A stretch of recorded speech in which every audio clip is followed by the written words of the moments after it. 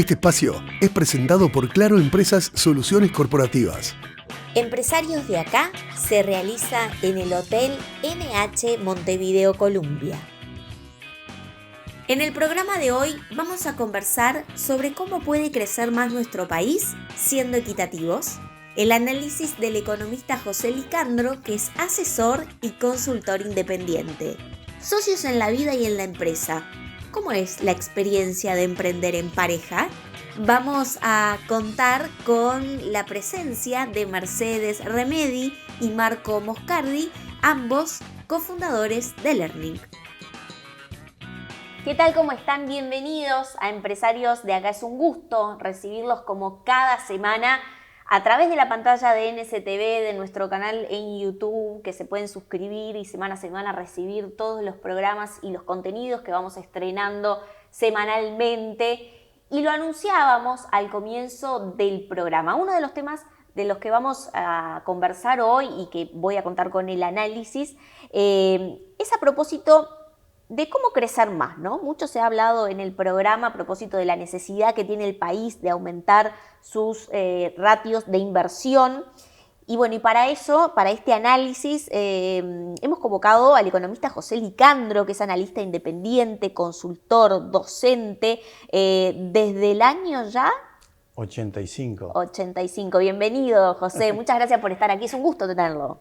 Igualmente, Tatiana, para mí es un gusto también acompañarlos. Bueno, José es un gran economista, referente para muchos. Tiene muchísimos análisis que recomiendo desde ya seguir a través de sus redes sociales, a través de sus columnas en Diario El País. Estamos viendo un montón de información seguramente durante la nota de la presentación de José.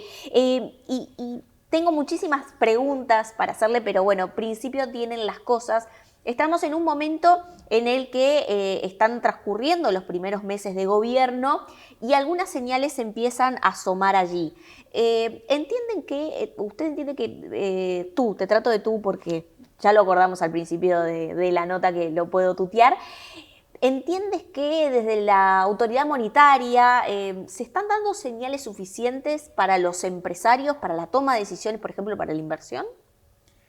Bueno, primero que nada, el tema que tú mencionas de crecer más, yo creo que es el tema del país. Uh-huh. O sea, si el Uruguay, si con nosotros como sociedad no logramos crecer más rápido, va a ser muy difícil que podamos enfrentar los desafíos que sobre todo implican crecer con más equidad, uh-huh, ¿no? Y equidad en el sentido de que nosotros tenemos una parte de nuestra población que no puede acceder a sus sueños, uh-huh, o no puede tener ni sueños porque no tienen lo mínimo, ¿ah? Pues lo podemos resumir en los niveles de pobreza que tenemos en el país, que están concentrados en familias jóvenes que tienen hijos. Uh-huh. Entonces, ese es el gran desafío que tenemos. Uh-huh. Entonces, si tú me haces la pregunta y lo focalizo en el Banco Central, bueno, yo creo que el Banco Central está haciendo una gran contribución, uh-huh, a hacer foco en el crecimiento mediante el mantenimiento de la política que venía de los 5 años anteriores. ¿A través de qué? De hacer foco en tener una moneda de calidad, en tener una inflación baja. Uh-huh. Entonces, eso es una gran contribución. Uh-huh. ¿Por qué? Porque tener una inflación baja no solo protege, como se dice, y está bien, protege los ingresos fijos de los asalariados, de los jubilados, sino que además permite que todos los agentes económicos, y los empresarios también en particular, tengan una cierta estabilidad en los precios, por los cuales, para tomar decisiones de inversión a largo plazo, es mucho más sencillo hacerlo con estabilidad de precios, porque los movimientos de los precios que los economistas llamamos los precios relativos, o sea, la relación entre el nivel de precio, el precio de lo que tú vendes respecto de los costos que tú tienes, por ejemplo, es más estable cuando la inflación es baja, uh-huh, ¿no? Entonces, por ese lado creo que sí se está haciendo una contribución. Hay señales Sí. positivas. Bien. Y así, ya yendo al meollo de la cuestión, porque hay mucho para escuchar de su análisis allí, lo titulamos, y lo tituló José, y me pareció muy, muy acertado, el hecho de la definición, ¿no? de cómo crecer más, y en este caso siendo más equitativos, ¿no? Teniendo en cuenta el concepto de equidad allí, que si quiere hacer alguna precisión, sería muy interesante. Sí, como yo te decía, para mí la equidad no es que todos ganemos lo mismo, ¿no? Porque eso es como el principio del ideario del socialismo, ¿no? Que dice que a todos se les exige según su capacidad y a todos se les da según su necesidad. Eso solo pasa en la familia. Cuando tú te sentás a comer en tu casa, los niños que no generan ingresos comen lo mismo que mamá y papá, o que mamá y mamá, o que papá y papá, que hoy tenemos una realidad social más amplia, ¿verdad? Pero eso solo pasa en la familia. Cuando tú pasás el umbral de la puerta de tu casa, eso no pasa. ¿Por qué? Bueno, no vamos a filosofar sobre eso, pero el hecho es que no sucede. Entonces, la idea es que la equidad tiene que ser que todos tengamos las mismas posibilidades de desarrollarnos como personas. Esa es la idea que yo, por lo menos, consigo como equidad. Y para eso, como te decía al principio, tenemos una realidad de un país que está relativamente ordenado en su macroeconomía, en sus reglas de juego, es un país respetado, pero que tiene un problema que es ese bolsón de familias pobres, que no son pobres porque sí, no son pobres porque tenga un Estado que no los quiere atender o porque tenga empresarios que los quieren explotar, sino que básicamente son pobres porque están caídos en la trampa de la pobreza. No tienen educación, no tienen buena vivienda, no tienen buena asistencia de salud. Entonces, eso que se puede resumir en lo que hoy tenemos, que es el indicador de pobreza multidimensional, que inauguró el INE este año y que fue, creo que, un gran aporte para entender bien el tema de pobreza, eso es lo que tenemos que atacar. ¿Recuerda el porcentaje allí? Sí, el porcentaje de pobreza, que asombró a varios, a mí no me asombró tanto, pero a varios sí, cuando se mide solo por el ingreso, que es un indicador muy limitado, nos daba, antes con la metodología anterior, nos daba un poquito abajo del 10%. Ahora con la metodología del ingreso de la nueva nos da cerca de 19%. Y que es estructural porque no mide cuánto ganás, sino que mide dentro de un rango de 14 atributos a los cuales vos sos o no sos capaz de llegar, ese está muy cercano al nuevo del ingreso. O sea, estamos más cerca de 20% que de 10%. ¿No? Allí es bastante alto. En lo que hace, ¿no? a lo que es crecer, ¿no? Muchos colegas suyos, inclusive hasta, bueno, políticos, ¿no? Autoridades hoy de gobierno, hablan de que Uruguay necesita captar más inversión. Hace algunos días salió en la prensa también que, por ejemplo, hay muchísimo capital que se gestiona desde aquí, desde Uruguay, pero que está fuera, ¿no? Entonces también es como el desafío de atraer ese capital. ¿Cómo ve usted esa ecuación que yo le planteo a los efectos de, bueno, necesitamos crecer por allí? Bien. El crecimiento para los economistas, la teoría estándar, por llamarlo de algún modo, disculpame entre paréntesis, yo como soy docente siempre tengo este sesgo a tratar de ser demasiado detallista en explicar. Así que si me paso mucho, me avisas. Espectacular. En la teoría en las teorías más aceptadas del crecimiento económico, cuando se mide la aritmética del crecimiento, hay como 3 elementos centrales. Uno es la inversión de capital. O sea, precisamos más capital para invertir. ¿Ah? Otro, capital humano, fuerza de trabajo, o como le quieran llamar. Y el tercer elemento que hace crecer más es la tecnología. ¿Ah? El cambio tecnológico, el progreso técnico. Esos son los 3. ¿Ah? ¿Por qué la inversión es importante? Porque nosotros tenemos un bajo nivel de inversión medido en términos del PIB. En la comparación internacional estamos más cerca de 15 que de 20 y los países que crecen significativamente más rápido que nosotros están arriba de 20% del PIB. Entonces, obviamente ahí tenemos una carencia y es cierto que si queremos crecer más rápido tenemos que aumentar nuestro ratio de inversión, que es como se le llama a esa relación. Ahora, eso como declaración está muy bien. Lo difícil es el cómo o el qué hay que hacer para que eso suceda en este pilar del crecimiento que es la inversión de capital. Y ahí yo te diría que tenemos cosas que hemos hecho bien en el pasado, que tenemos que consolidar, como es la estabilidad macroeconómica, que no es solamente tener una baja inflación, sino que también es tener las cuentas fiscales ordenadas. Y en ese sentido, como es importante el qué y el cómo, creo que el Ministerio de Economía actual ha hecho mucho énfasis en mejorar la regla fiscal, que fue un gran aporte del gobierno anterior y que creo que está retomando y tratando de mejorar el nuevo gobierno. Está haciendo anuncios como, por ejemplo, además de incorporar los 3 pilares que tiene la regla fiscal, una idea de un nivel de deuda prudente, que también se mide en términos del PIB, ratio deuda-PIB. O sea, no podemos llegar a un nivel de endeudamiento muy alto porque eso nos va a complicar el acceso al financiamiento, la calificación de riesgo, la tasa de interés que nos van a pedir. Entonces, en estabilidad macroeconómica venimos bien. Los anuncios vienen bien. Vamos a mejorar la regla fiscal y por lo tanto vamos a gestionar la parte fiscal de manera adecuada y vamos a gestionar bien la inflación. Eso es uno de los pilares necesarios. O sea, la economía, si no tiene eso, no va a traer inversión. Pero con eso no alcanza. ¿Qué más allí? Usted mencionó varios aspectos. Hay un aspecto que en Uruguay es bastante complejo, que son lo que también el ministro de Economía, O'Donnell, ha mencionado alguna vez, que lo hizo ya en su época cuando no era ministro también, que son reformas que no son macroeconómicas, sino que están en la micro, lo que se llama la microeconomía, que hacen a condiciones que tienen que ver con básicamente cómo afectan ciertas cosas a la rentabilidad de las empresas.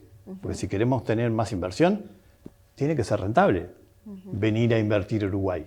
No podemos decir, venga a invertir acá y después que viene a invertir acá le voy a poner impuestos con ese cliché de, por ejemplo, de gravar con impuestos al gran capital. Si yo le digo que lo voy a gravar, no viene. Entonces no crecemos. Bien, dentro de ese aspecto hay muchas cosas para hacer. Una, tú creo que lo mencionaste, que es la burocracia. Nosotros tenemos mucha cosa burocrática que es difícil de medir cómo incide en la rentabilidad.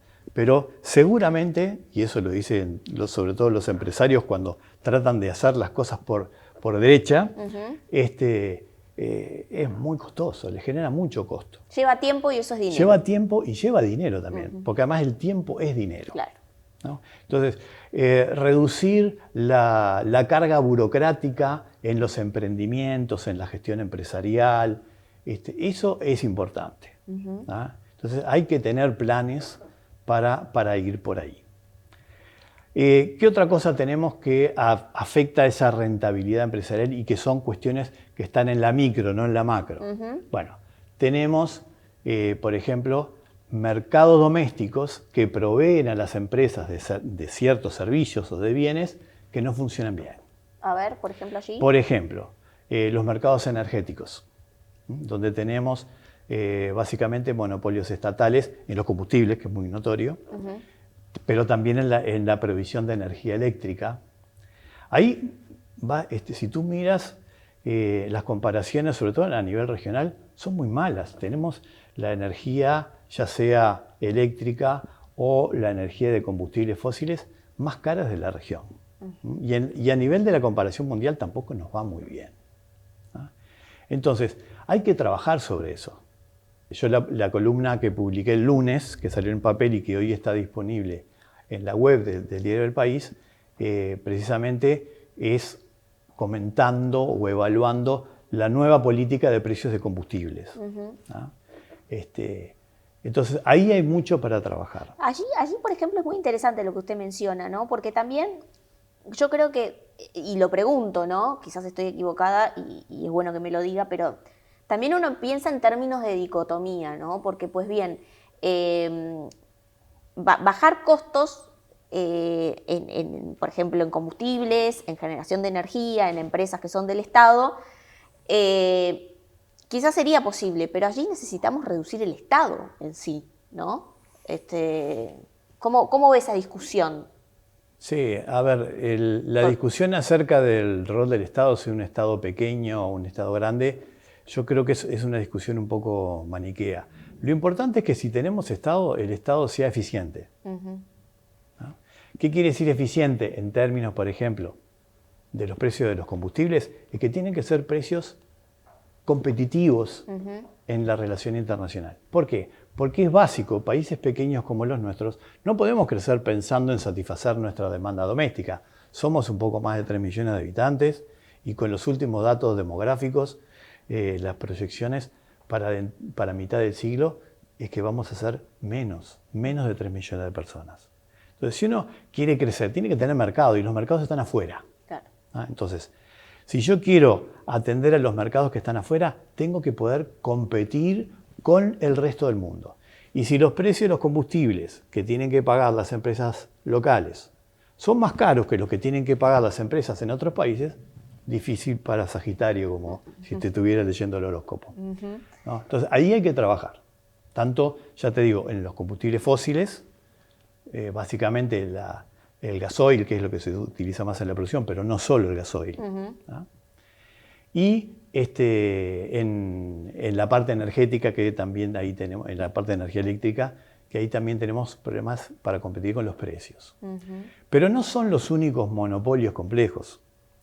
Nosotros tenemos otras situaciones en otros que también terminan siendo a la larga costos domésticos para la producción, que son complejos, que nos complican la vida. Por ejemplo. Te voy a poner un par de ejemplos, que a veces no, es difícil de atarlo. Uno dice, bueno, el costo de vida, ¿qué tiene que ver el costo de vida con los costos de los empresarios? Tiene que ver.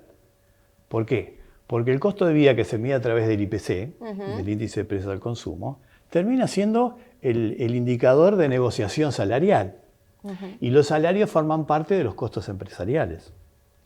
Entonces, si nosotros, por ejemplo, tenemos que pagar domésticamente ciertos bienes muy caros porque tenemos problemas en la organización microeconómica, y los ejemplos típicos son la pasta de dientes o el café. El café. Estos días en las redes yo había puesto justo sobre el tema de la pasta de dientes.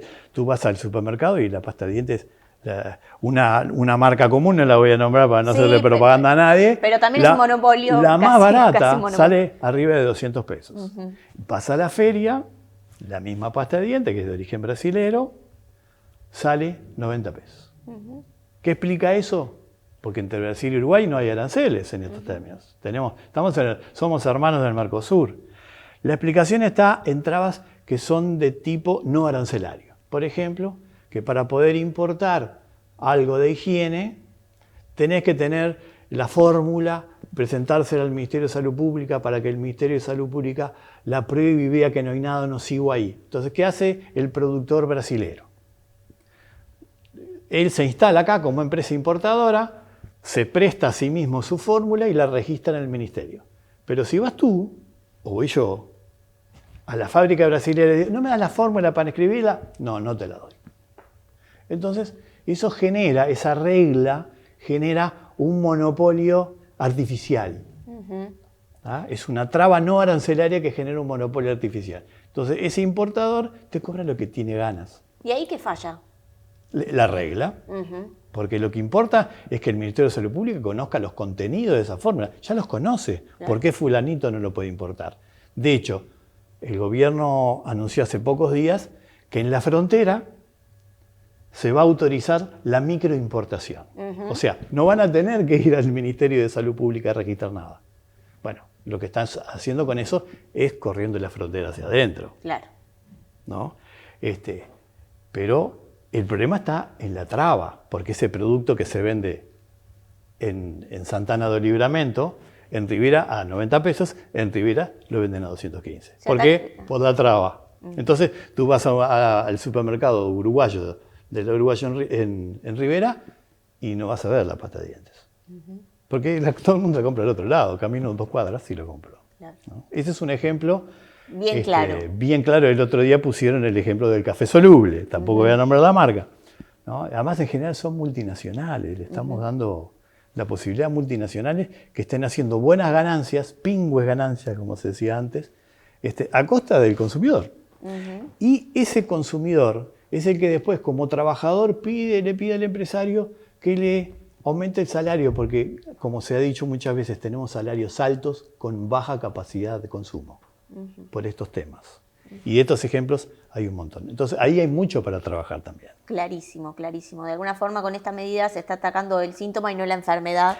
Exacto. En ese sentido. Vamos a seguir hablando de estos temas porque mencionaste allí algunos factores que también influyen en lo que es crecer, ¿no? Y cómo crecer con equidad, como tú bien lo explicabas. Así que te invito a que vayamos a una próxima pausa del programa y ya seguimos el análisis con el economista José Licandro, que es analista independiente, consultor, es también colaborador del suplemento de Economía y Mercado Diario El País y un gran referente en la economía de nuestro país. Así que gracias por estar. Vamos a una pausa y enseguida regresamos. Betel, única cadena de centros de estética y spa del Uruguay. GSS, única empresa en Uruguay dedicada al Facility Services. Limpieza, seguridad, outsourcing de personal y mantenimiento. Conozca más en www.gss.com.uy. Agregamos valor a las empresas. Dermaglow Facial Ultra. Ultra hidratación. Hidrata por 24 horas. Ultra firmeza. Suaviza las líneas de expresión. Ultra volumen. Ayuda a reducir arrugas. Ultra estructura. Atenúa arrugas profundas. Dermaglow Facial Ultra. Una línea para cada etapa de tu vida.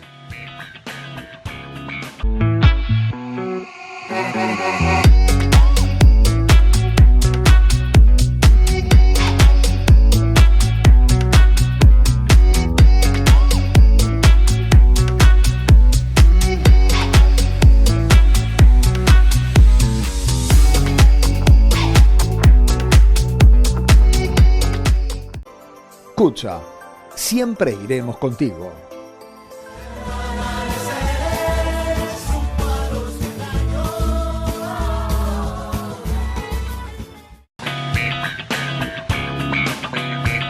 Presenta Forbis Mazars. Auditoría, contabilidad y outsourcing, impuestos, compliance, capital humano, legales. www.forbismazars.com/UI. Segundo bloque de empresarios de acá. Estamos en diálogo con el economista José Licandro, que es analista, consultor, y estamos analizando lo que hace, ¿no? Cómo puede Uruguay atraer más inversión para así crecer. Y estábamos desarrollando aspectos que hacen, ¿no?, a ciertas variables que hoy, de alguna forma, nos tiene estancados en el crecimiento, ¿no? Y no menor es la parte de fuerza laboral, recursos humanos. Allí tenemos serios problemas en lo que es el sistema educativo de jóvenes que no terminan el liceo y que eso después compromete, ¿no?, su actividad laboral. Allí, ¿qué nos puede decir? Está bien. Acá es donde yo creo que está la relación estrecha entre el crecimiento y la equidad que hablamos en el primer tramo. ¿Por qué? Porque la mayor parte de las personas vivimos de nuestro trabajo. Y como decía alguien, el estado natural no es ser rico, sino es ser pobre. Venimos al mundo desnudos. Y si obtenemos cosas cuando somos niños, es las que nos da nuestra familia, las que nos da la sociedad a través de distintos medios. Entonces, tener buenos salarios se ata, que sería lo ideal, que todo el mundo tuviera buenos salarios, con tener buena educación. Es lo que los economistas le llamamos el capital humano. No solamente está la educación, también hay habilidades blandas que se mencionan, sobre todo en la jerga empresarial, que son muy buenas, pero hagamos centro en la educación, porque ahí tenemos un fracaso enorme. Nuestro sistema educativo, sobre todo el sistema público de educación, tiene muy malos resultados desde hace décadas y no mejoran. O si han mejorado de manera marginal. Entonces, ¿qué pasa? Tenemos que lograr, como decías tú, mejorar los egresos. Que nuestros jóvenes, sobre todo nuestros jóvenes que son de familias más humildes, logren completar el ciclo secundario. Eso no quiere decir darles el título, quiere decir que logren estudiar y aprender, Porque sin eso es muy difícil seguir mejorando. Hoy en la vida hay que estudiar toda la vida, incluso hasta cuando te jubilas tenés que seguir estudiando. Sin eso es imposible que los jóvenes puedan acceder a mejores trabajos. Ahora, eso es complejo, no alcanza con decir, bueno, vamos a mejorar los liceos. Bueno, ¿qué tenemos que hacer? Escuelas y liceos de tiempo completo. Generalizarlos, son muy pocos. Ahora, esto está atado, como señalan otros colegas de manera muy inteligente, con la familia. En general, estos niños, que son los que tienen más ausencia escolar, etcétera, y que abandonan tempranamente el sistema educativo, vienen de familias con dificultades. Muchas veces monoparentales, donde está solo la mamá. Entonces, para que el niño pueda estar más en el centro educativo, también tenemos que darle a esa familia, a esos padres y a esas madres, que en general son jóvenes además, darles apoyo. ¿Para qué? Para que ellos puedan también mejorar su propio ingreso y su capacidad educativa para conseguir mejores trabajos. Eso, ¿cómo se logra? Y bueno, primero, los centros educativos a tiempo completo, empezando con los CAIF, ayudan a que esa madre o esos padres puedan dedicar más tiempo a trabajar, que es lo que les falta. Claro. Y también puedan dedicar tiempo a mejorar su capacidad, su capital humano. Entonces, esas cosas tienen que ir atadas de la mano. Tenemos que tener más tiempo en los centros educativos para que los padres tengan más tiempo para trabajar y para educarse. Y para esto último, tenemos que darles más apoyos. Por ejemplo, ha habido programas, pero yo no soy experto en educación, pero creo que ahí habría que hacer un poco más de énfasis, donde a estas personas, que son jóvenes pero ya son adultos y tienen hijos, les tenemos que facilitar poder terminar la secundaria. Claro. Con programas especiales. No pueden ir ellos mismos al liceo porque está el niño en la escuela.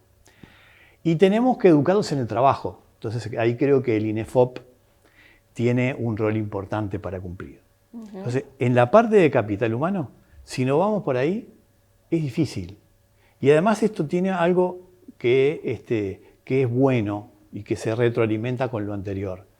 Más inversión y mejor y más capital humano nos hacen crecer más. Entonces, al crecer más, el Estado recauda más impuestos, tiene más recursos para más escuelas de tiempo completo, para más liceos de tiempo completo, para más educación fuera del sistema formal, y para otras cosas que también hay que mejorar, por lo menos a mí me parece que son importantes y que están en este indicador de pobreza que te mencionaba, que es, por ejemplo, mejorar la casa habitación de las personas. En las familias más modestas tenemos problemas de hacinamiento, problemas que los pisos, por ejemplo, de las casas no son adecuados, o tienen problemas que no tienen baño o tienen baños muy precarios. Entonces, la política de vivienda debería enfocarse también en esas cosas, sobre todo en erradicar lo que decimos los asentamientos irregulares.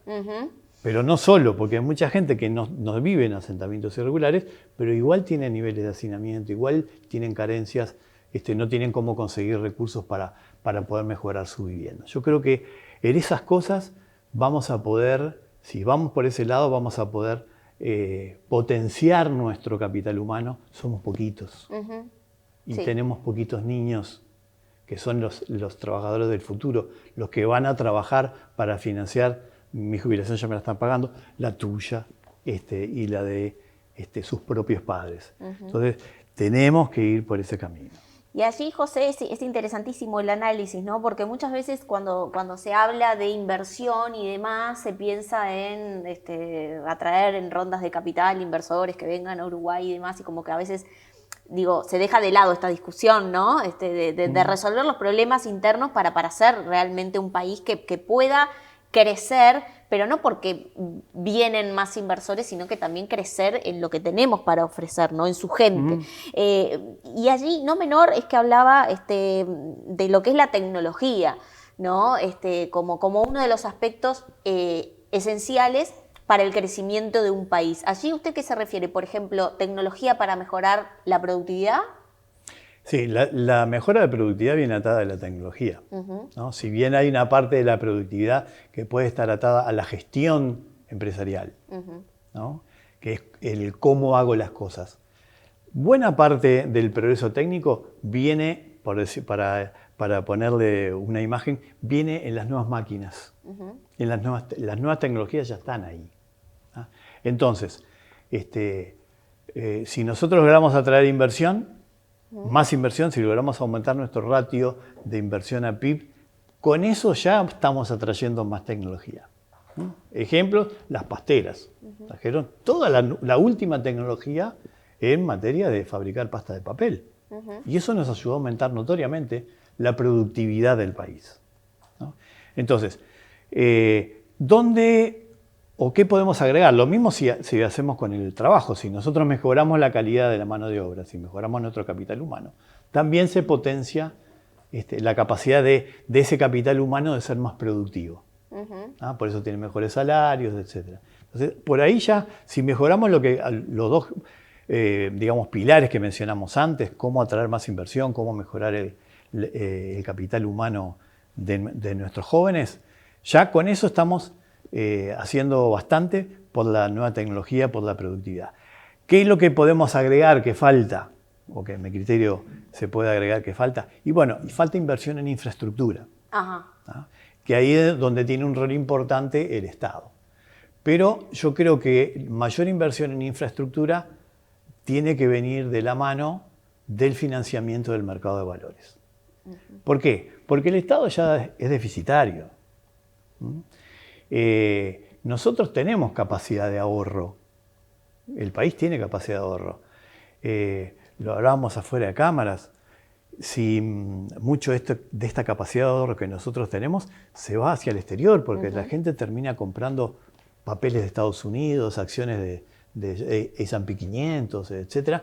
¿Por qué? Porque son buenos instrumentos de ahorro. Bueno, ha quedado demostrado acá en Uruguay en estas últimas décadas que cuando se financian proyectos de inversión importantes para el país, como el Ferrocarril Central, que creo que es un caso paradigmático, o algunas inversiones de tecnología de generación eléctrica de viento, por ejemplo, el mercado de valores fue una fuente de financiamiento importante. Hay que tener en cuenta que la infraestructura, y entre paréntesis, infraestructura estoy hablando de carreteras, de puentes, de aeropuertos, de colegios, de liceos, de hospitales. Esa infraestructura se amortiza en décadas. Por lo tanto, el mercado de capitales es ideal porque uno puede conseguir financiamiento a largo plazo. Y financiamiento privado. Y además, que los privados lo hagan, no que lo haga el Ministerio de Transporte de la Pública, o no que lo haga la ANEP. ¿A través que lo de hagan PPP? los privados, a través de PPP, a través de CREMAF o a través de alguna otra figura, porque eso permite hacer la alianza natural que hay entre el sector público y el sector privado para generar y financiar esta infraestructura de la que estamos hablando. Entonces, con esos tres pilares, yo creo que ahí es donde tenemos que hacer foco.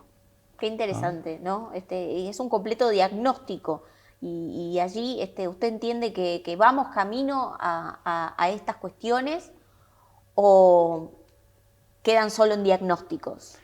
Bueno, yo te decía en el primer tramo de la entrevista, en materia de estabilidad macroeconómica vamos en camino porque el gobierno y sobre todo el Ministerio de Economía y el Banco Central han sido muy claros. Vamos a más en estabilidad macroeconómica, con la regla fiscal mejorada, con la política monetaria tratando de llegar más rápido al 4,5% y después ir a una meta más ambiciosa. Eso es muy importante. No quedarse ahí. No quedarse ahí porque además a nivel internacional una tasa de inflación razonable a nivel internacional es 2-3%, claro. No es 4,5%. Claro. ¿No? Ahora, en la parte de educación tenemos mucho diagnóstico y poca acción. En combatir la pobreza infantil implica hacer mucho de lo que yo te mencionaba, porque los niños no son pobres, son las familias pobres. Claro. Son niños que viven en familias pobres. Todos los niños son pobres porque no trabajan, no generan ingresos. en la parte, ahí creo que es donde tenemos más problemas. Donde también tenemos problemas para la inversión en capital físico es en la parte microeconómica. Claro. ¿No? El ministro ha dicho que hay que mejorar ahí, pero yo no veo muchas señales. ¿No? De hecho, la reforma que se ha hecho o los cambios que se han hecho en la fijación de precios de combustibles, yo creo que están mal orientados, han encarecido los combustibles y ya éramos poco competitivos. Y faltan anuncios. Esperemos que en la rendición de cuentas aparezcan anuncios concretos de desburocratización, de tratar de ir derribando estos monopolios que se generan por cuestiones sanitarias o por otro tipo de arreglos que no son convenientes para atraer capital. Y bueno, y en infraestructura avanzamos, ya hemos probado el camino de ir por el mercado de capitales para que los privados se encarguen del hacer la infraestructura y que después el Estado, a través de distintos ingresos que esa infraestructura genera, ir devolviéndole a los ahorristas que en el largo plazo que están dispuestos a tomar el riesgo, ¿no? Entonces ahí tenemos el riesgo que lo toman los privados, que es el riesgo de construcción, y el riesgo de financiamiento a largo plazo que lo toma el Estado, ¿no? Clarísimo. El economista José Licandro, que es analista, consultor, es profesor de muchos, seguramente de quienes están mirando, de muchos colegas, ¿no? ¿Cuántos habrá tenido en sus aulas? Un montón. ¿Hoy en actividad? Fíjate que doy clases desde el año 85. Hoy en actividad un montón. En actividad un montón, sí. Sí. Yo muchos. lo invito a un balotaje, a una segunda vuelta, porque me quedaron muchos temas por hablar, pero el tiempo de la tele es tirano. Temas para hablar como, por ejemplo, proyecciones, un poco de debate de competitividad, productividad. Así que ya dejo la invitación y lo comprometo ante cámara. Igual tenemos un par de minutitos porque... Sí, quiero que cierre con algo. Hay un mensaje que a mí me gustaría... Bien, perfecto. Que me gustaría pasar. Si bien hablamos acá y bastante largo sobre dónde hay que hacer foco, y yo creo que a nivel político y a nivel empresarial, creo que hay un tema donde el sector empresarial no le está pegando en el clavo, que lo vimos estas semanas, ¿no? Con el tipo de cambio. Creo que el sector empresarial se equivoca, sobre todo el sector exportador, se equivoca en hacer foco en el nivel de tipo de cambio. Y te voy a dar 3 o 4 razones para no robarte más tiempo. Primero, el tipo de cambio tiene que flotar. Por lo tanto, no le pidamos al Banco Central que no lo deje flotar. ¿Por qué? Porque si no flota, no puede hacer la política monetaria que hace. Es un requisito técnico. Es largo de explicar, pero podríamos dedicar una sesión, si querés, a eso. Pero se puede explicar. Si no tenemos flotación cambiaria, no se puede tener política de tasa de interés para bajar la inflación. Eso ya es un llamado de atención. Segundo, la teoría y la evidencia muestran 3 cosas. La teoría económica y la evidencia empírica, también para Uruguay. Primero, el Banco Central no puede influir en el nivel de tipo de cambio real a largo plazo. Entonces, ¿para qué le voy a pedir que haga algo que no puede hacer? Segunda evidencia empírica, el tipo de cambio real no es un buen indicador de rentabilidad empresarial, ¿no? Entonces, no miren eso, porque eso no le está diciendo al país cómo le está yendo a la rentabilidad empresarial. ¿No? Hay bastante evidencia empírica. Y ahí yo por eso trato de hacer docencia, tanto en el aula como en las redes donde me expreso, en algún indicador que publica el Banco Central que pocos le prestan atención, que es el índice de excedente bruto unitario de la industria exportadora, el IEBU, como se le dice, que es un indicador infinitamente mejor que el tipo de cambio real, aunque es parcial porque solo mide la rentabilidad en la industria de exportación, habiendo otros sectores de exportación, ¿no? Entonces creo que los empresarios no deberían hacer foco en eso. Y más en estos días donde el dólar se ha caído de precio, o estos últimos días no, por lo que está pasando en Medio Oriente, en esta guerra emergente entre Israel e Irán, pero si tú te fijas en los últimos meses o en los primeros meses de este año, el dólar ha perdido valor respecto de todas las monedas. Hay un gráfico de Exante que lo muestra con total claridad. Y Uruguay, como flota, el tipo de cambio, sigue las tendencias internacionales, ¿no? Entonces, les hace perder foco, pierden energía en discutir cosas que no son proactivas. Hay que concentrarse en lo anterior, en convencer al gobierno de que tiene que mejorar en la parte micro, que ahí es donde les va la vida en la rentabilidad.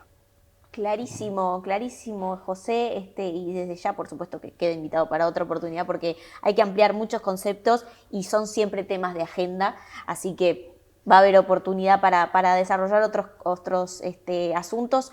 Es economista, José Licandro, es analista, es consultor. Gracias por haber estado aquí en el programa, por haber preparado todos estos temas de análisis que por supuesto siguen evolucionando. Así que lo espero en otra oportunidad. No, el agradecido soy yo y te dejé una presentación en PowerPoint que la puedes usar por si alguien quiere mirar más detalle. Esta por mi sesgo docente, digamos. Sí, la dejamos en el canal de YouTube del programa. Debajo de esta entrevista está el link para quienes quieran descargar, porque allí hay gráficos muy interesantes, muy ilustrativos y además siempre tan claros como es José. Así que muchas gracias. No, gracias a ti. Incorpora a tus proyectos los sistemas de aluminio Hidro, sistemas residenciales de alto rendimiento y diseño minimal, fachadas vidriadas para edificios corporativos y centros comerciales, y barandas de vidrio estructural que aportan modernidad y seguridad a tu obra. Hidro es parte de Norsk Hydro, una de las 3 empresas de aluminio más grandes del mundo. Moderniza tus proyectos. Pasate a Hidro. En Semiflex llevamos más de 40 años ayudándote a ver el mundo con claridad. Nuestra trayectoria se basa en la excelencia técnica y el compromiso con la innovación, siempre a la vanguardia en tecnología óptica. Contamos con un equipo altamente capacitado que te brindará un asesoramiento personalizado para encontrar la mejor solución para tu visión. Confianza, calidad y precisión en cada detalle, porque tu bienestar visual es nuestra prioridad. Semiflex, tu mejor manera de ver el mundo.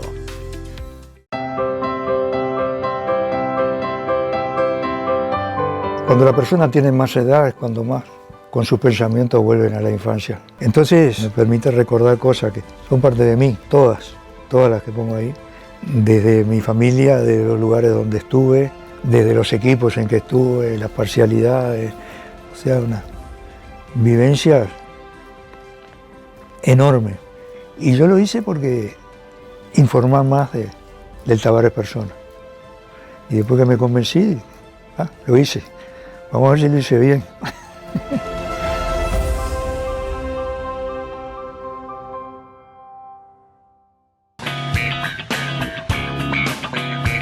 La verdad es que yo siempre quise tener una. Cuando la fui a buscar tenía un pulovercito de lana puesto. No, era un amor. ¿Cómo no me la iba a quedar? Ese día me la puse en la falda y estaba toda calentita. Era una estufita. Desde ese momento siempre la tengo encima. Mientras estudio, mientras miro una peli. No te imaginás lo que fue cuando la metí a la cama. Se fue a los pies directo. Y muchas veces me preocupo porque no la encuentro. Y la busco por toda la casa. Entre las sábanas, adentro del placar, abajo de la cama. Pero al final siempre aparece. No sabés todo lo que la apretujaba yo y ahora que está un poquito más vieja, cada tanto se le escapa un chorrito. No da para más la pobre. Mejor adoptá el plan inteligente de UTE y deja la bolsita de agua caliente. Usa el aire acondicionado con tranquilidad, porque podés pagar hasta un 20% menos en tu factura. Ingresá al simulador y adoptalo sin costo. UTE, transformando con energía nuestro país. Bien, continuamos en Empresarios de Acá, tercer bloque, y lo anunciábamos al comienzo, ¿no? Muchas de las experiencias que se dan a la hora de emprender, fundar una empresa, se dan en pareja, ¿no? Que son socios en la vida, socios en las empresas, y allí hay mucho para conversar a partir de experiencias, y hoy vamos a conversar sobre estas y las que han tenido, por lo menos algunas. Marco Moscardi y Mercedes Remedi, cofundadores de Learning. Hola, ¿cómo estás? Mucho gusto de estar acá. Gracias por invitarnos, Tati. Bueno, es un gusto tenerlos nuevamente, ahora sí juntos, porque los he tenido por separados, pero hemos hablado mucho en esas oportunidades, en esas instancias, de la expertise que ustedes tienen a partir del negocio que lideran. Pero hay mucho más detrás y a mí me parece interesante reflejar esas historias, ¿no? Que puede reflejar o no las de quienes están del otro lado y otros empresarios que conviven la vida en pareja y son cofundadores en empresas. ¿Cómo manejan de alguna forma lo que es la convivencia diaria, ¿no? Cuando de alguna forma el hogar y la oficina comparten el mismo espacio mental? Me gusta cómo lo pusiste, ¿no? De compartir el espacio mental. Yo creo que es muy difícil separar en la vida en general, ¿no? Uno habla del trabajo y la vida como si fueran cosas separadas y que en realidad después te estás bañando y estás pensando en una cosa del trabajo. O sea, eso le pasa a todo el mundo. Y yo creo que cuando tenés un negocio y emprendés con tu pareja es como que exponencial, ¿no? El espacio mental, yo creo que no se separa. Como que uno puede hacer el esfuerzo, ¿no? Sí, pero claro. en realidad creo que al final todo termina conviviendo en un mismo espacio mental. Creo que podés definir espacios donde se hacen ciertas tareas, pero en el fondo estás cocinando y estás pensando en... ¿Cómo lo ve Marco? Yo creo que... Bueno, obviamente, o sea, mirá, nosotros trabajamos hace más tiempo juntos que el tiempo que estamos en pareja juntos. Ajá. ¿No? Y entonces, creo que en mi caso, digamos, la persona a la que yo, digamos, admiraba o la que me resultó atractiva, era atractiva por una variedad de cosas, ¿no? Y entre ellos era cómo se presentaba o cómo uno se presenta frente al mundo laboral, y ahí vos vas viendo que a veces nunca es fácil, pero es más fácil cuando vos tenés valores en común. Y esos valores, como de la misma manera que no se separa el espacio mental, son valores que hay muchos valores en común que no son solo en el trabajo. O sea, tenés valores en común en cómo crees que tenés que criar a tus hijos si los tenés, o tenés valores en común en cómo te relacionás con tu entorno o en la comunidad. Me parece que cuando vos partís como de ese lugar, nunca es fácil, pero en la vida laboral y profesional es muy difícil encontrar socios que estén dispuestos a aceptarnos como somos y ayudar y tratar de pasar mucho tiempo, ¿no? Invertir tiempo y espacio mental en el otro para que el proyecto funcione. En el caso de Learning, hemos tenido la suerte de que ambos creo que admiramos el trabajo que hacemos y hemos tenido ciertos hitos de crecimiento que, por ejemplo, hoy, o sea, fast forward, ¿no? 20 años, tenemos un directorio con una persona que admiramos mucho, somos 3, pero también hemos ido construyendo diferentes espacios de donde cada uno construye y tenemos una forma de estar de acuerdo en lo que estamos haciendo empresarialmente para no llevar elementos personales al terreno profesional. ¿Los ayuda a mediar de alguna forma? Bueno, sí, esta en particular es una figura que es nueva. Yo ayer pensando un poco en qué íbamos a hablar, pensaba que los mediadores no solo son esas figuras, sino, por ejemplo, el resto de los miembros del equipo, ¿no? Que muchas veces capaz que están escuchando esto y están diciendo, sí, la separación de una cosa y la otra. Como que creo que cualquier otra persona que participe del equipo tiene un rol y es esencial para poder trabajar mucho tiempo juntos, que haya también otros que ayuden a mediar, que formalicen algunos espacios de comunicación, que creo que ahí es donde hoy hablábamos de las tareas, ¿no? Uno se va a su casa y es como que a veces nosotros teníamos charlas súper informales y como que después no teníamos espacios, no nos hacíamos espacios formales de discusión porque todo era, te ves todo el tiempo.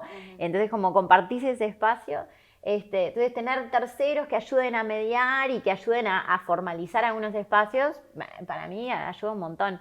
Y allí cuando digamos, pensaron en la empresa, en emprender, ¿se dieron cuenta rápidamente que podían ser socios también, no solo en la pareja? Porque digo, uno puede tener una idea, pero las ideas, digo, no valen nada de alguna forma, si no, lo que vale es la ejecución, ¿no? Y a veces uno tiene una idea y capaz que no es la persona indicada para llevarla a cabo y tiene que recurrir a otros, pero en este caso no solo son los de la idea, sino que también son los que lo llevan adelante, y muy bien, dicho sea de paso, pero ¿se dieron cuenta que podían congeniar fácilmente? Yo creo que como cualquier equipo, o sea, si emprendés en general y más si emprendés con tu pareja, lo primero es encontrar, como ver esa otredad de alguna manera, ¿no? Como ver que el otro es distinto a uno y ver los espacios donde nos complementamos. Nosotros no necesariamente éramos los dos los de la idea, ¿no? De repente Marco en ese sentido siempre fue como más de visión y yo fui mucho más de ejecución. Entonces, si bien compartíamos valores y visión hacia futuro, muchas veces nos complementábamos mucho en lo que hacía uno y lo que hacía el otro. Entonces me parece que como en cualquier equipo es encontrar también dónde vas encajando, qué piecita te falta a vos.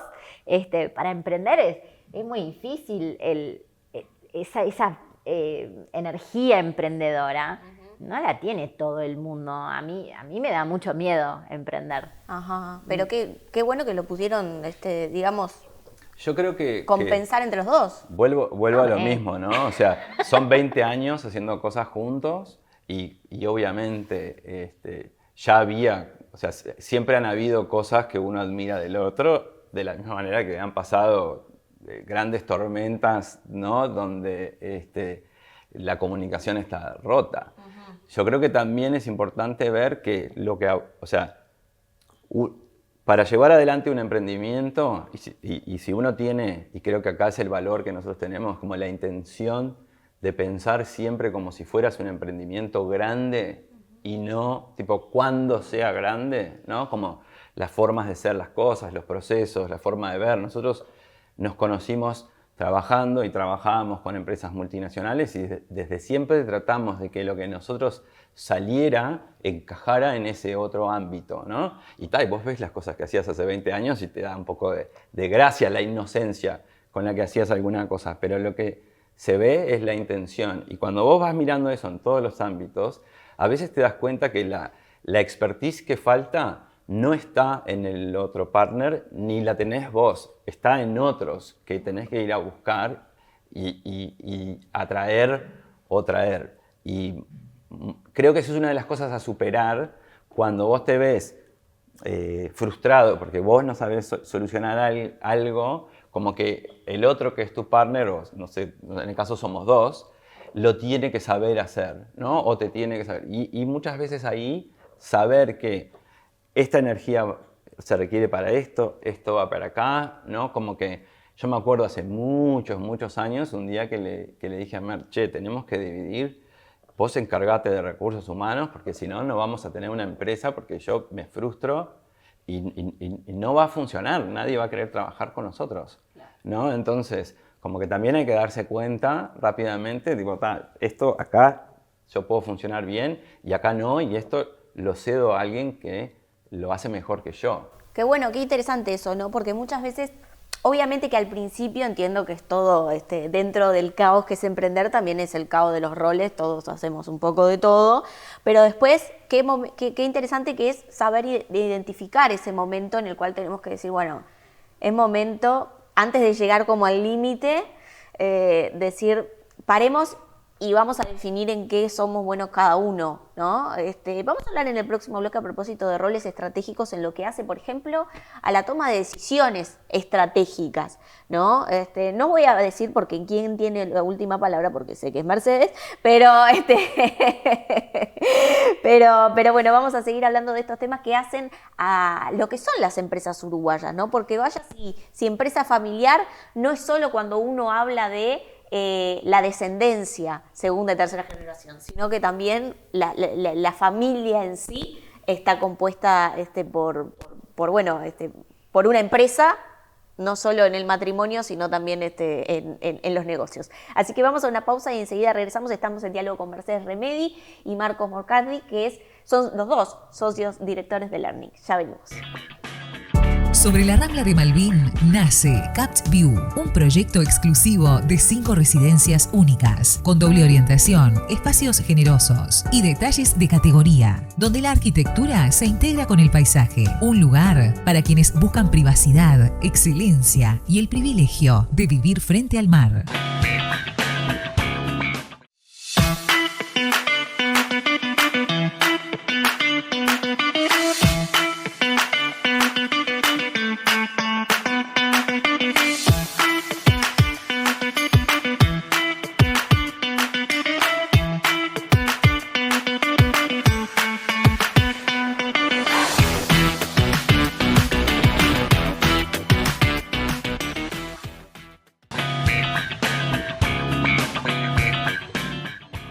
Continuamos en Empresarios de Acá. Estamos en diálogo con Marco Moscardi y Mercedes Remedi, que son ambos socios fundadores de Learning. Estamos hablando de lo que es emprender en pareja, de ser socios en la vida, socios en la empresa. Y allí adelantaba en el bloque anterior hablar de cómo es el proceso de tomar una decisión estratégica, ¿no? Y allí el tema de los roles, ¿no? Porque muy bien explicaban en el bloque anterior que, por ejemplo, en el caso de ustedes, ya en la empresa, digamos, en sí, ya tienen de alguna forma un rol que profesionaliza un poco, ¿no? El relacionamiento hasta entre ustedes dos, ¿no? Pero bueno, en el desacuerdo pueden haber chispazos, cortocircuitos que si después se llevan a casa son un problema. ¿Cómo manejan esa ecuación que les estoy planteando? Es un gran desafío, o sea, decir que no lo traes a tu casa, me parece que cualquiera, bueno, no sé si cualquiera, nosotros no lo podemos evitar, o sea, es importante tener espacios para poder discutir y para poder tomar decisiones de manera profesional, como decías vos, pero bueno, cuando tenés conflictos a veces te los llevas también a tu casa, me parece que es bastante inevitable. Creo que hay que generar espacios y hay que tener claridad sobre qué tipo de decisiones puede tomar uno y qué tipo de decisiones puede tomar otro. A mí me cuesta mucho tomar decisiones, soy bastante indecisa, y en la mayoría de los casos, decisiones grandes las termina tomando Marco. Si bien somos socios, nosotros tenemos, Marco es el CEO. Qué bueno que hay una cámara, porque creo que eso nunca lo habíamos podido estar de acuerdo con eso. No, es la revancha del bloque anterior que dije que la última palabra te iba a pero me quedé pensando que pero es importante, yo creo que en general, ¿no? Por eso hay que tener, para mí, tratar de ser un empresario que te vaya bien, como me decía un amigo más veterano, hay que tratar de tener mentores y esos gente que está cerca, y a veces son mentores. Vos entrevistaste el otro día a Cerizola, ¿no? Que es un crack. Y es alguien que vos sabés que si lo molestás, entre comillas, tenés que tener algo nuevo de lo que vos hiciste. Entonces, y hay diferentes grados de personas que también son como la trampa del solitario que uno se va haciendo, ¿no? Tenía un amigo que es medio mentor, que es dueño de una empresa, que me decía: hay que ir al psicólogo para siempre, ¿no? Cada vez que pienses que tenés que dejar de ir, tenés que seguir yendo, ¿no? Pero yo creo que en todo vos te tenés que tratar de plantear qué tipo de persona voy a ser en esta situación. Entonces, en mi caso, digamos, cuando asumí el rol de CEO, al principio todo el mundo quiere ser CEO. Y en otro momento dice, bueno, ¿qué es ser CEO? Ser CEO es frente a algo que viene bien. Cuando viene bien, todo el mundo es crack.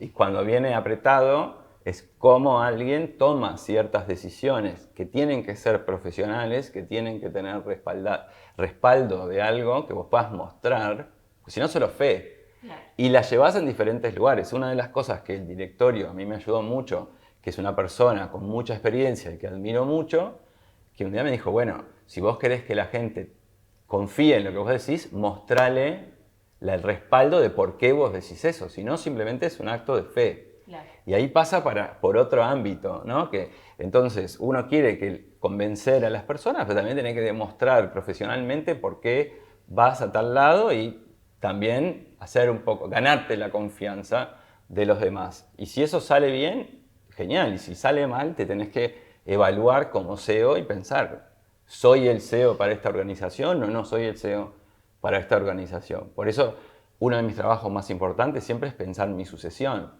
¿Quién lo va a hacer mejor que yo? Porque si no, nos vamos a trancar.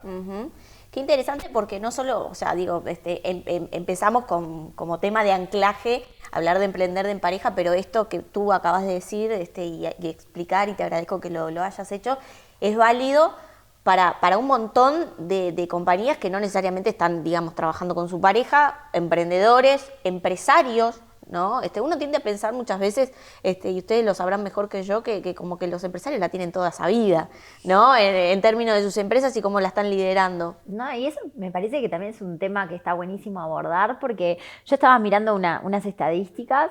Bueno, primero que las personas que trabajan juntas y emprenden juntas tienen un 25% más de chance de separarse. Venimos acá, 20 años juntos. Bien. Después de esta nota no sabemos. No sabemos, pero y otra cosa que estaba mirando, porque entre emprendedores uno habla mucho y uno ve que hay como temas de salud mental que están latentes y que de repente no se hablan mucho porque uno también tiene como que está tan ligado su identidad a su trabajo que como que trata de defender la marca, digamos. Claro, no sé qué siempre, claro. ¿no? 72% de los empresarios tienen temas de salud mental. Es tipo más del doble que el resto de las personas. Hay mucha ansiedad y estás siempre haciendo cosas que son incómodas. Yo siempre le digo a Marco, me pone, viste, como que a veces haces una cosa que es algo que haces bien y te sale bien y es un alivio. Porque decís, qué divino, que es hacer algo que lo hago de taquito, porque al final estás siempre saliendo de tu zona de confort, que está buenísimo, pero es agotador. Sí. Es muy cansador. Y obviamente que cuando lo haces en pareja, eso lleva a un rate de burnout mucho más grande que en otros casos. Y nosotros vivimos una cultura donde emprender y ser empresario es complejo, porque emprender es algo nuevo, ¿no? Sí. Porque muchas personas piensan que emprender es levantar capital, te saque una foto, viene IC Ventures, levantar 10 palos y no sé qué, ¿no? Y eso está de más, alucinante que esté pasando. Pero en líneas generales, el 80% de las compañías son pymes y son pequeños grupos de personas que llevan adelante cosas que se sostienen durante muchos años.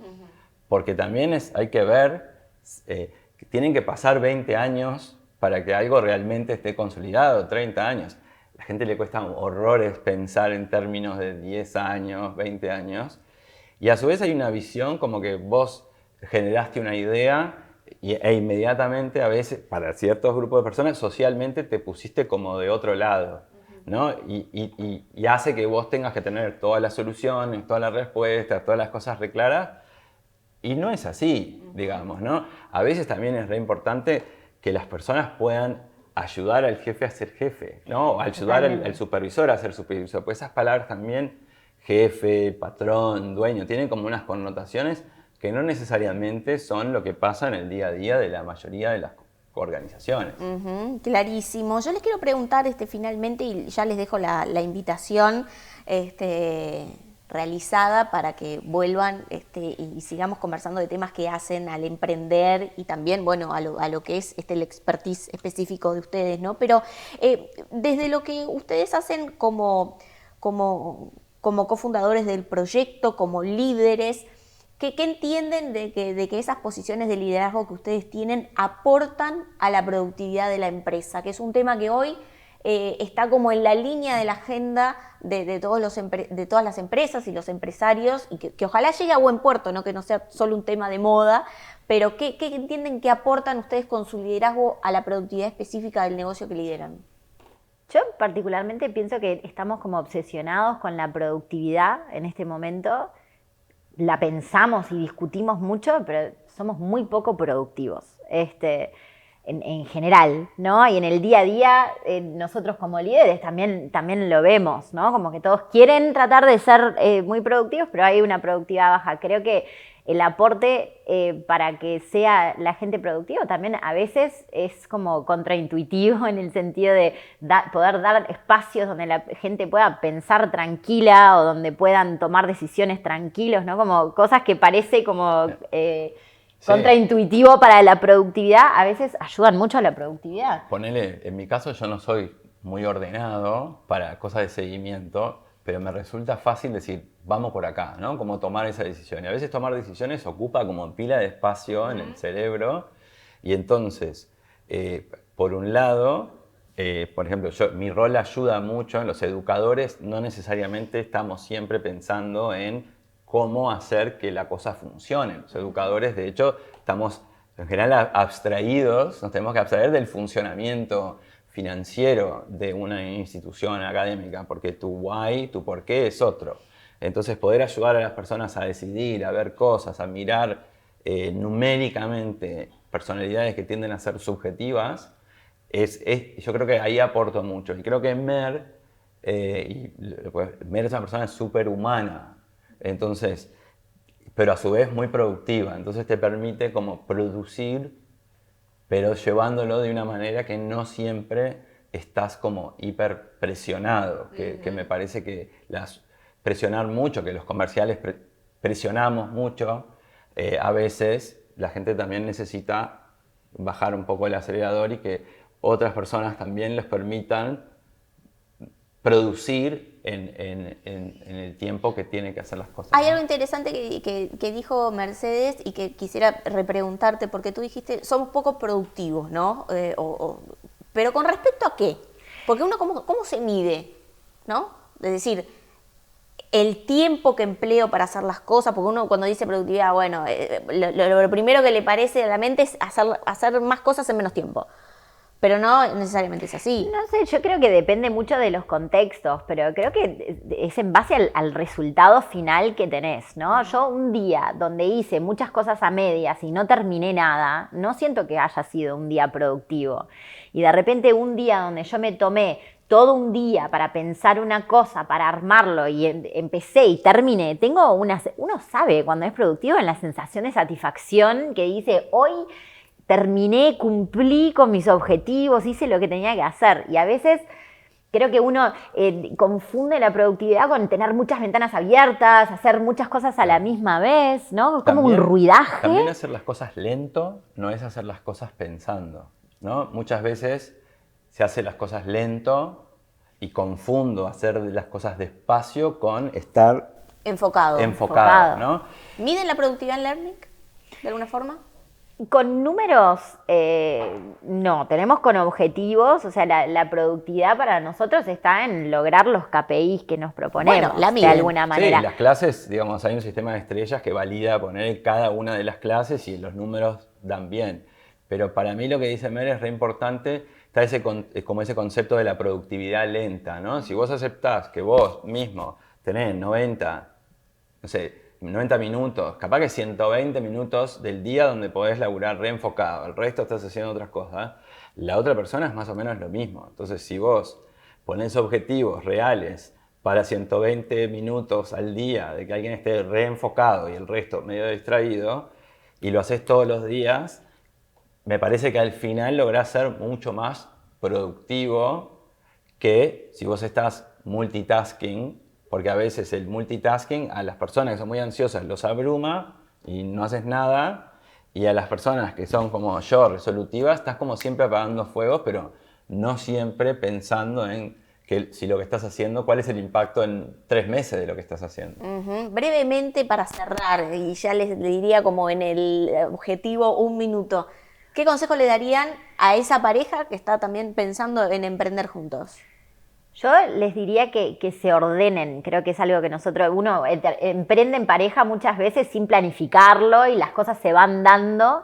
Me parece que tener espacios, definir bien los roles, definir bien cosas más de poder. ¿Quién es dueño? ¿Quién no es dueño? ¿Cuánta plata? ¿No? Esas cosas que quedan como en unos grises, me parece que son súper importantes y que si alguien me hubiera dicho al principio, creo que nos hubiéramos evitado un montón de conflictos, ¿no? Como definir las cosas bien antes de cuando estás empezando para quitar esas áreas de conflicto innecesarias. Eso hay que hacerlo, ¿no? Nosotros un 2 de julio yo le regalé a Mercedes un contrato, ¿no? De cuánto éramos socios cada uno, ¿no? Porque esas cosas son importantes. Yo creo que si tú estás en pareja y querés emprender, tú conoces a tu pareja. Si sos una pareja nueva y un emprendimiento nuevo, creo que te tenés que animar a ver si estás realmente enamorado de esa persona en el concepto amplio de estar enamorado de esa persona, porque viene una cosa muy ardua hacia adelante. Entonces, es más fácil si vos admirás a la persona con la que vos sos socio. Y si es una pareja que vos ya tenés de mucho tiempo, también un poco ya sabés a lo que te podés enfrentar y está bueno partir de ese lugar. A mí me queda relativamente fácil, pero no es fácil, pero porque yo creo que Mercedes es la persona que debemos seguir para que nos vaya bien. Antes pensaba que era yo, pero también las características de los negocios van cambiando y en un momento decís, no, mi talento es para una cosa, pero el líder es otro.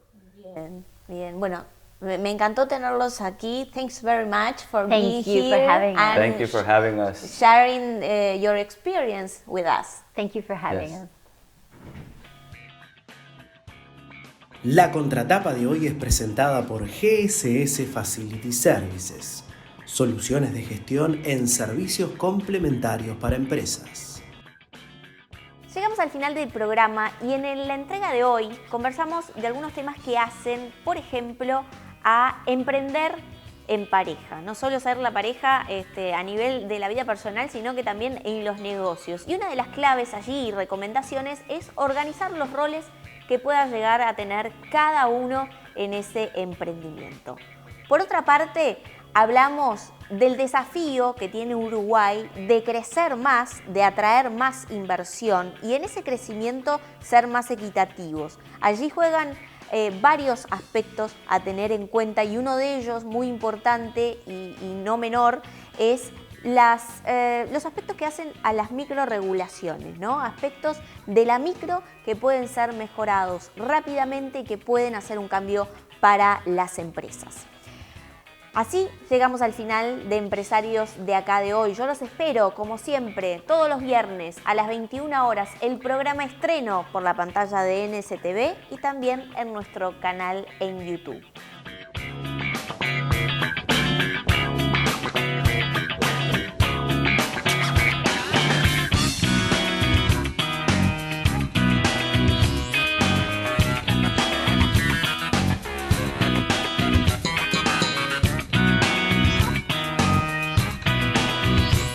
Este espacio fue presentado por Claro Empresas Soluciones Corporativas.